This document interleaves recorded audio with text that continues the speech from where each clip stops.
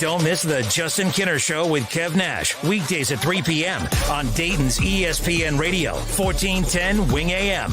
Listen, stream, and now watch. Search the Justin Kinner Show on Facebook to follow along.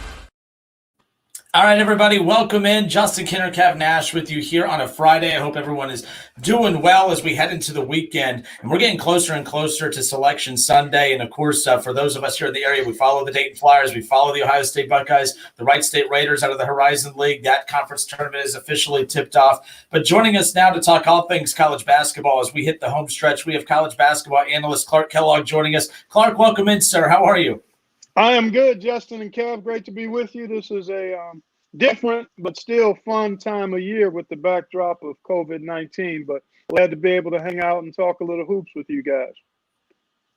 And I'm glad you mentioned that because I wanted to open up. Anytime I talk to anyone that covers college basketball, especially the way you guys do, let's rewind back to October, November, just, the weeks leading into the start to the season. There were so many question marks. So many programs were, had suspended play for the time being. For where we are now compared to where you thought we would be back in October and November, where are we right now in regards to where you thought we would be? Are we ahead, behind, about where you thought? Kind of how's the season navigated in your opinion? Kind of where I thought we might be, Justin, and where I was hoping we would be, quite honestly, based on being able to learn from the NBA, Major League Baseball, college football. You had a chance to kind of see how those sports unfolded and re-onboarded. At CBS, we started doing golf back in May or June, I think, and then you follow that up with football. So being able to see that it was doable and there were going to be disruptions and pauses and stops and detours, that is all part of the journey in trying to get it done. So I'm really about where I thought and hoped we would be. The fact that we're able to have probably 80% of the scheduled games in the docket, and it looks like we're going to continue at that rate going forward. And then hopefully once we get to the field of 68, we won't have any pauses or setbacks or teams eliminated because of COVID, and we'll be able to run through that 3 weeks to a championship. We're just around the corner from March Madness and everything like that. They got the bubble happening in Indianapolis. What are your thoughts about NCAA saying there will be no replacement teams once March Madness starts? Yeah, again, you've got to make some hard decisions based on the information you have and what you think is best for the totality of the tournament. There's a real strong probability because of the way testing has advanced and continues to advance. Teams are required to be 7 negative tests free prior to coming to the controlled environment in Indy. And once they're there, compliance leads me to believe that they have a really strong chance of no teams being affected by the virus in such a way that they would be unable to field the requisite number of players to play. So that's where my confidence and faith is. And quite honestly, it's been remarkable the way the student athletes, the coaches have been under significant additional pressure and stress with all of the disruptions. I mean, everybody, there's not anybody that hasn't been affected. And whatever your world is, you've been affected by COVID. And in the basketball, college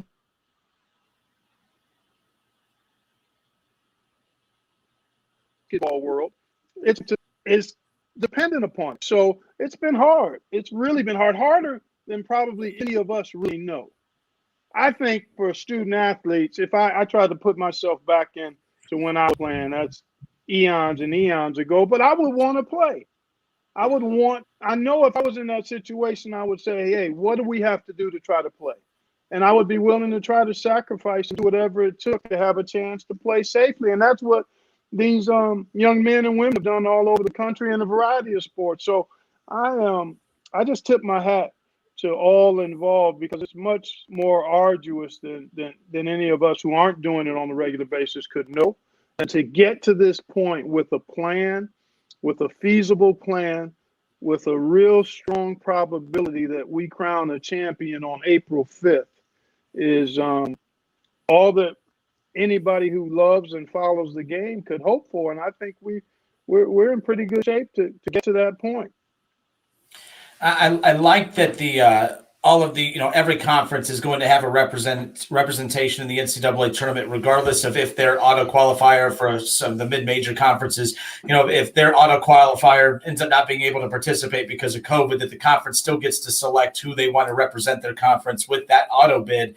But what do you think about? I mean, there's a lot of conference champions that'll be crowned on the day of. You said it's going to be 7 negative tests before you will be eligible to play.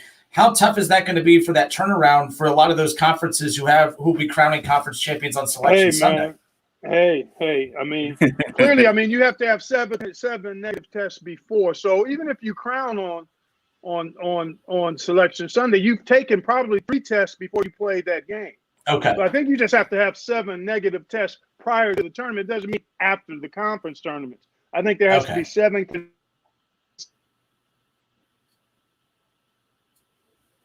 consecutive days. Again, I may be wrong, 7 consecutive days, and that would perhaps have to include, because conference Selection Sunday is the 14th. You got first 4 games on the 18th, and then start the tournament on the 19th. So those teams that are playing on the 14th would be able to do 7 days. So I think it would have to go back to when you've taken your – because most teams, and certainly in the power conferences, I know, are testing pretty much daily. And because the schools know this is part of the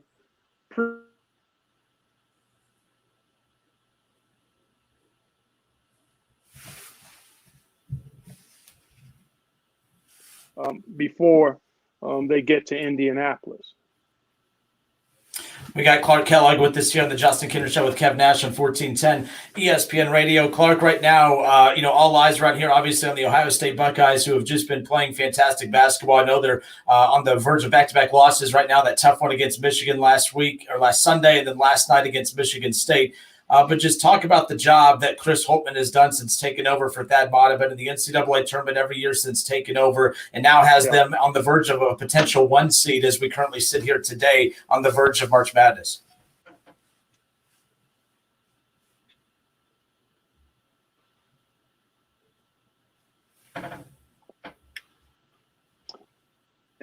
Took over on an interim basis initially at Butler, and every year he was the head coach there. They not only got to the tournament, but they won a game in the tournament. So he's been a high-level coach since he's been a head coach. And we were fortunate at Ohio State. That's my alma mater, as you guys well know. So it was a great get by Gene Smith to be able to get Chris Holtmann to leave Butler to take over. And he's phenomenal in every way in terms of how he coaches, how he leads, how he impacts and influences the young men under his care and supervision. So they've been a joy to watch this year. They've had a couple of tough losses, but when you're in a conference as strong as the Big Ten, unless you're Michigan, you might lose 2 in a row.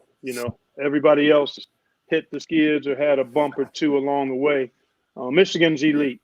They are very much, if not on the same street as Baylor and Gonzaga, they're certainly in the same neighborhood in terms of balance, explosiveness, playing both ends of the floor, and looking like they are capable of winning it all. But those guys are maxing it out. Tough one last night.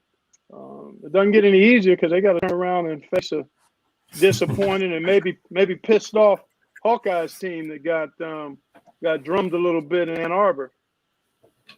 Yeah, we're starting to see some of those traditional powers that were on the bubble starting to round into form, like Duke and Michigan State. So a year that we thought we might not see Michigan State and Duke in the tournament, they're on a nice winning streak, and teams better start watching out for them. No, I agree with you, Kev. Still some work to do, so in the case of Michigan State, but they'll have ample opportunities. They see Maryland, they see Michigan twice.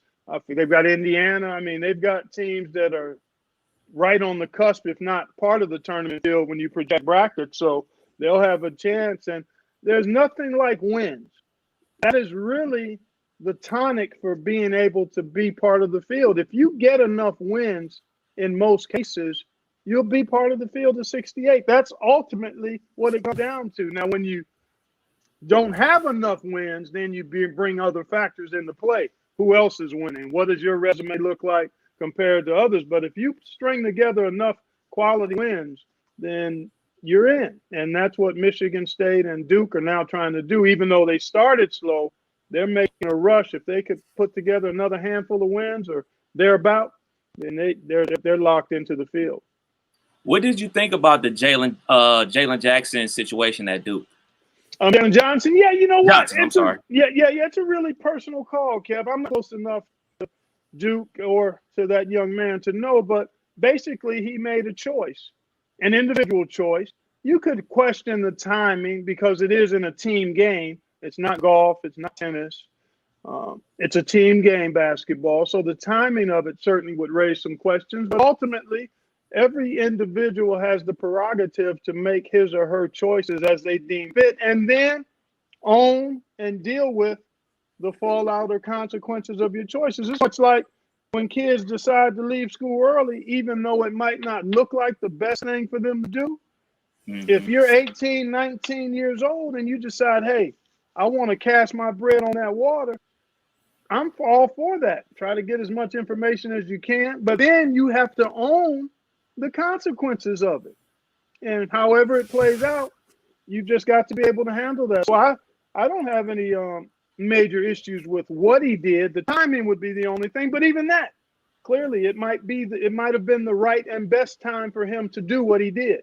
We'll find out as time goes on, but I didn't have any real weigh in on it because I don't think it's necessarily my place to weigh in on what's an individual decision for a young man who's thinking about what's next for him. Last two things, Clark, on your way out, and we appreciate you hanging out with us here this afternoon. A year ago, the Dayton Flyers were one of the biggest stories in all of college basketball. You said at the beginning, look, everyone's been impacted by COVID one way or another, but, for us here locally, that team right there, I mean, you felt for them because everything was setting up for them to make a magical run in the tournament. It was a magical regular season. Things are not as magical this year. They've taken a step back. They have a lot of talent. Debbie Watson, Chapman and Jalen Crutcher. It's just they haven't been able to bottle that magic like they did a year ago. But just the job that Anthony Grant has done since taking over and replacing Archie Miller. But again, this season's not what we had anticipated, but still, Anthony Grant's one of the best coaches out there. Yeah. Oh, no question. I'm one of the great guys in the business. I mean, I have great admiration and respect for who he is and how he does his job. And I think Dayton feels that way. The community, the supporters of the Dayton Flyers. I mean, it's one of the great basketball programs in the country and has been for a long time. And Anthony Grant is platinum level in my mind. This is a year of transition. And you're right. Last year, terribly unfortunate for a lot of teams. But when you have a special team and a special player like Obi Toppin, it really hits you pretty good. It's a gut shot. But life gives you gut shots in various forms and fashions. And this was just one that was beyond anybody's forecasting or control. And you try to move on and grab hold of the memories. I don't like to live in what coulda, woulda, or shoulda. That's no place to park. You can visit there, but you can't park there. You've got to move on. Life is for the present. And so this team in transition, good young talent, the disruption and chaos and uncertainty of COVID practice and play. I mean, there's just so much that can impact the young team's development. And in spite of that, there's reason for great optimism going forward because of who's leading the program and the kind of play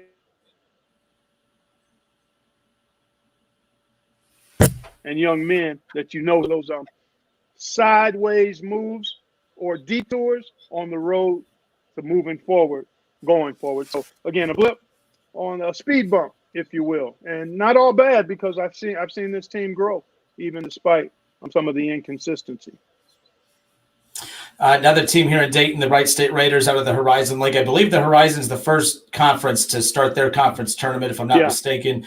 But them and Cleveland, Dennis Gates did a fantastic job with Cleveland State. I know Wright State did a good. I mean, they were high up in the Ken Palm, the net rankings, everything. But Cleveland State was right there, swing for swing with them. Those are the two favorites right now, the two co-champions, right? 1 and 2 seeds. But Wright State, they're cruising. They've done. I mean, since Coach Nagy's taken over, this program has taken a step to that next level that where they've always thought they should be. Your thoughts on Loud and Love, the Wright State Raiders, and Coach Nagy heading into this conference tournament? Well, Loud and Love, when I watched them recently, I watched a couple of games. I watched the first meeting against Cleveland State that they let get away, and then I watched the game against Milwaukee. And the first thing I noticed, Love's body is so much leaner. He looks to me like he's more fluid, he's leaner, he's still as strong as he's always been. Anytime you've got a guy averaging a double-double, I mean, you can, in college basketball, you can count those guys on maybe 2 hands and 2 feet that are averaging a double-double. And that's a big deal to be able to consistently put up those numbers. And he's got good playmakers and shot makers around him. And they're young. I mean, they've got a core group of sophomores. Basilia's a nice-looking prospect. I mean, Hall and Calvin, those guys can make shots and make plays. I mean, Finke is a fun guy to watch. I mean, they've got a really solid team. And Coach Nagy he was terrific at his prior stop. And has his teams always, they're entertaining, they're efficient offensively.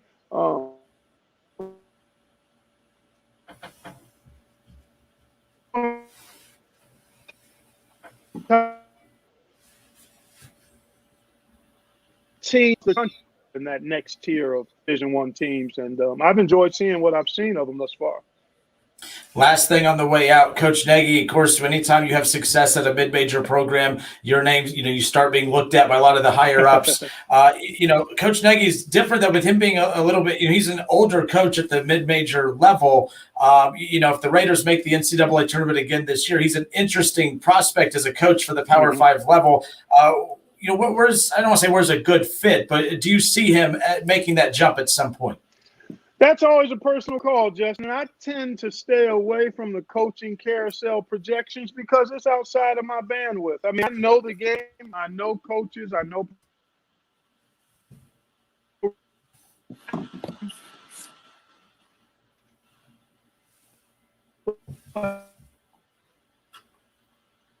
That's only a question he can answer. But I do know this.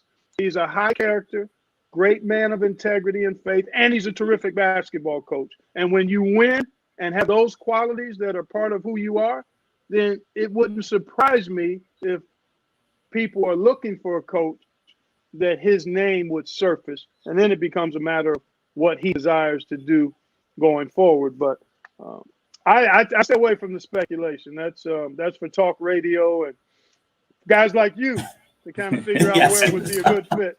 Where would be a good fit for somebody who's already got a good job. So I tend to stay clear of that personally. That's why we make people angry and you don't, because Talk radio is about stirring up the pot. You've got to create some energy. I mean, that's a different element than what I get to do. Just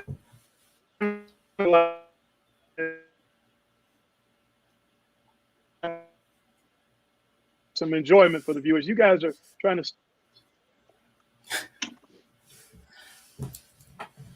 All right. Clark Kellogg, good enough to hang out with us here. Clark, thank you for being patient. I know the video was lagging at times. Thank you so much for hanging out with us. March Madness, we're on the cusp of it, and we can't take anything for granted. A year ago, right, we thought the same thing, and it was taken from us. So we're grateful for every time a game tips, and we're really going to be grateful for this tournament coming up here. And we appreciate all the work you do as well. Thank you, man. Amen. Amen to that for sure, man. It's exciting to be talking about it, and hopefully we'll get to the finish line this year, because missing it last year was a major, major void for a lot of us. All right, Kev, closing thoughts? Go Wright State Raiders. Nagy staying at Wright State forever. I'm an alum. I hear that. Thank you, Thanks, Clark. We appreciate it. Yeah, all right, Justin, Kev. Take care, guys. All right.